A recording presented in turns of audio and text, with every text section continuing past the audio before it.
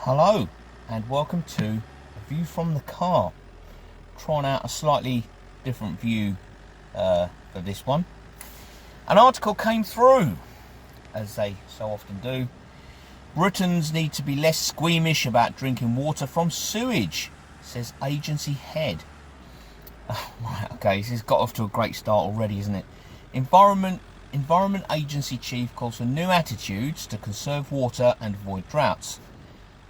Conserving water and avoiding droughts, good idea. It starts. British people need to be less squeamish about drinking water derived from sewage, the boss of the Environment Agency has said. Not really. I mean, when you think we've got the same amount of water that we've always had on Earth, and you know, if you look at the cycle of rainfall washes out to sea in the rivers, then those clouds pick it back up and drop it over land, and so on and so on. Apart from the astronauts going to space that have ejected pee into the universe, we've got the same amount of water we've always had.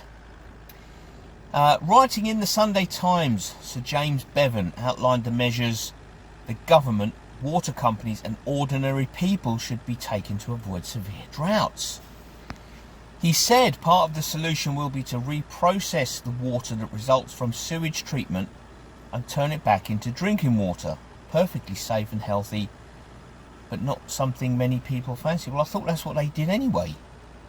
I thought that was part of the whole water treatment process. I thought that was a thing they did.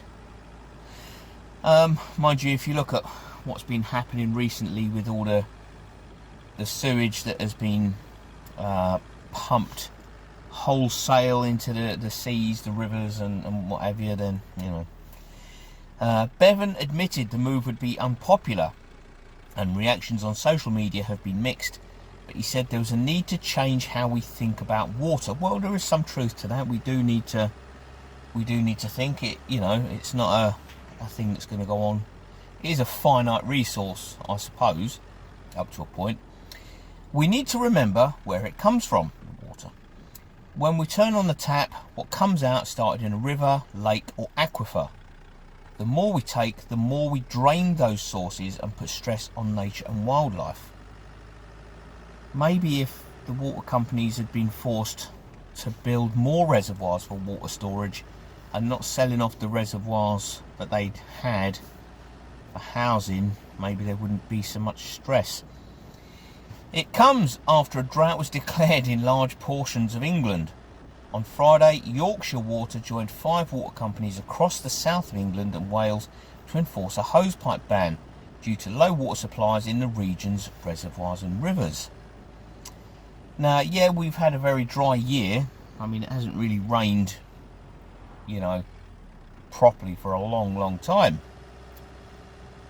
You know, but of course we've hardly got any water storage left because they seem to think that they can sell off the reservoirs, you know, release all the water, sell off the reservoirs, plonk up some housing, and everything is going to be right with the world. And it's just not quite how life is it? You need water storage for the people you've got. You can't just get rid of the water storage and then bring more people into the area because there's not so much water. Anyway, data from the UK Centre of Ecology and Hydrology shows that most of South and East England have very dry conditions underground, caused by heat waves and a lack of rainfall. Well, yeah, I can get behind that. I can understand that. Farmers have warned the dry soil could affect key crops such as potatoes, with the price of chips expected to rise next year, the Grocer magazine reported.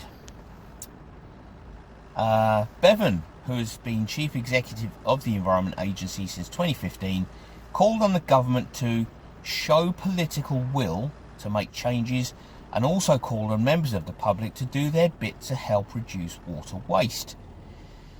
Right, if there was any political will to make changes on the part of the government, they'd have forced these privatised water companies to not sell off the land the reservoirs have occupied build more water storage in the form of reservoirs, and fix the water leaks in the water mains that the privatised water companies have allowed. Just yesterday I was out and about, and there was a broken main, and I was with my brother, and he said, "Do you think we should tell Southern Water?" And I said, "Well, they've come out and painted around the doings there, the what's name." I said, "They've painted it, so they know."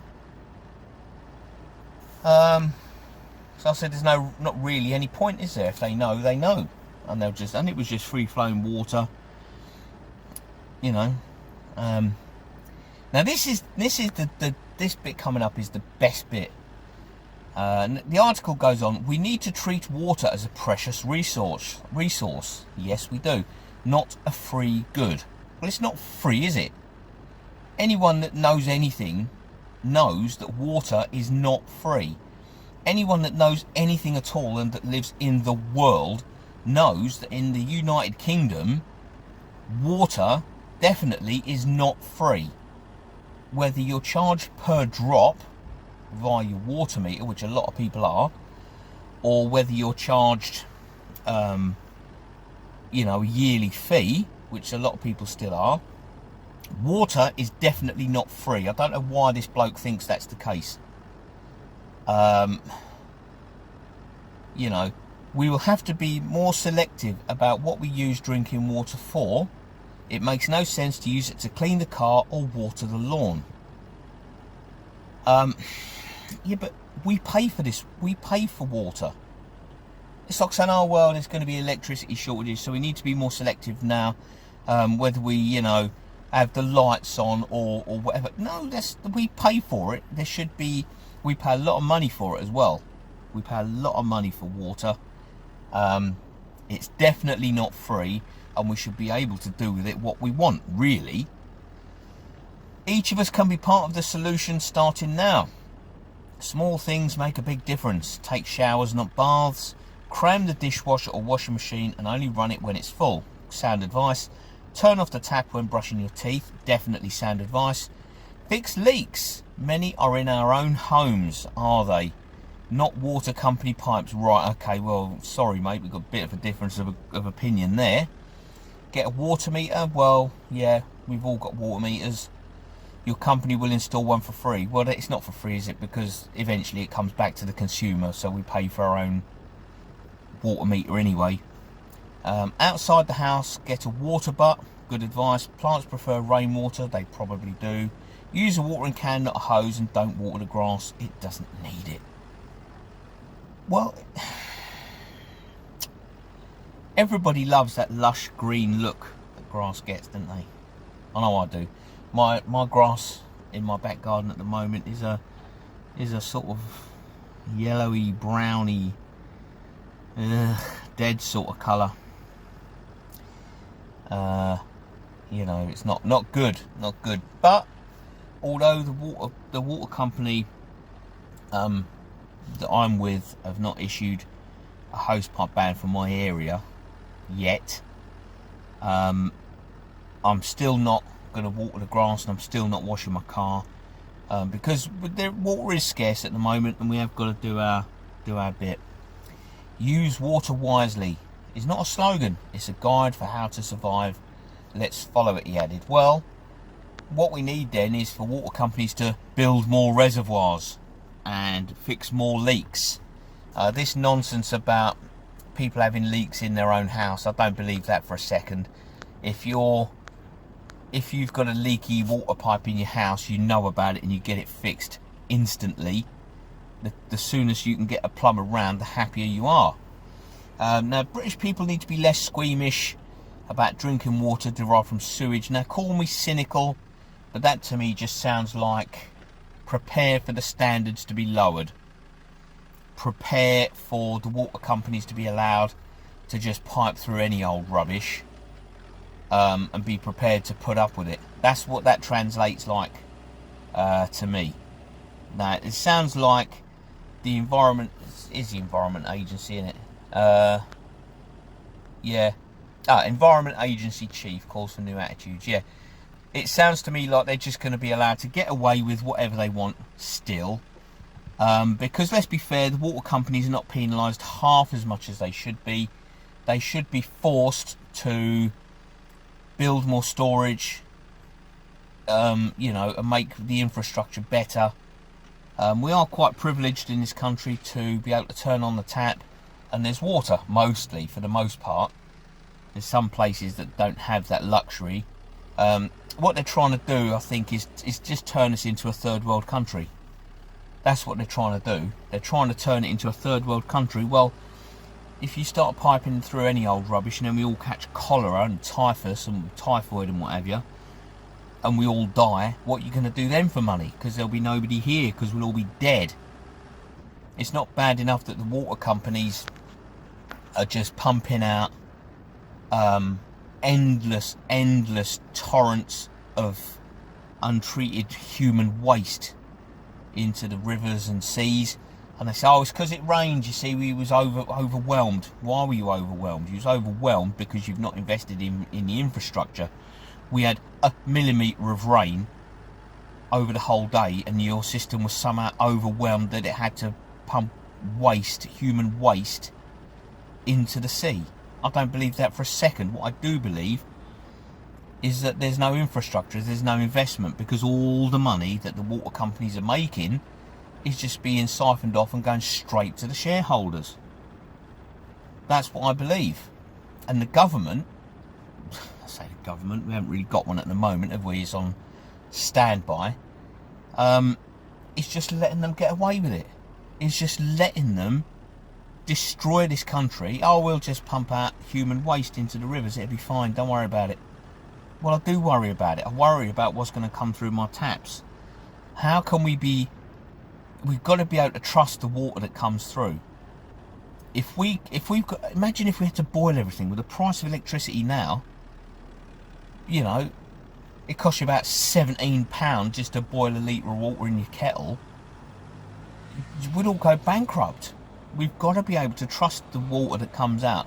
And this, they're too squeamish, yeah, but it wouldn't be in his area where this fella lives. It'd all be everywhere else, where the peasants and the paupers and the serfs live. The little people, us. Now, if there was any political will at all, the water companies would be told and ordered and commanded to make sure that there's no more untreated human waste being dumped on an industrial scale into the rivers and seas, and they'd be ordered and commanded to fix all their leaks, and they'd be ordered and commanded to build more reservoirs for water storage. The droughts, I mean, yeah, we haven't had much rain, but if we had plenty of water storage, it wouldn't be such an issue, would it? It wouldn't be such a big problem. And my bit of advice is, every time you go to the shops, buy some bottled water. I've started to do that already, because if we end up with a standpipe in the street, I don't want to have to be pushing and shoving in the queue, to get there. I want to have some sort of a backup. And my advice to you would be, buy some bottles of water, whether it's the 4-packs, you can buy the 4-packs of the 2-litre bottles or the 5-litre bottles. Just buy some water, keep it in your house, as just a standby, just in case type thing, because you never do know. You never can tell what's going to happen. But the water companies are getting away with blue murder, and they should, if there was any political will, as he goes on to say, they should be doing more to ensure supply instead of telling people they can't use it, especially when we are charged per drop. If I turn on my cold tap and take out 100 mils of water, well, guess what? I'm paying for 100 mils of water, because that meter will pick up every single droplet that goes through it. So don't be mismanaging things and then telling us what we can and can't do. It's just not right. but the water companies are just being allowed to get away with it and get away with it and get away with it. And it's just not on. It's really not on. The privatisation of water has not worked. It's been an abject failure from the get-go. The only people it's worked for is the water companies themselves and their shareholders. But there we go. So that has been my view from the car. Thank you very much for watching, and I'll catch you on the next one. Bye bye for now.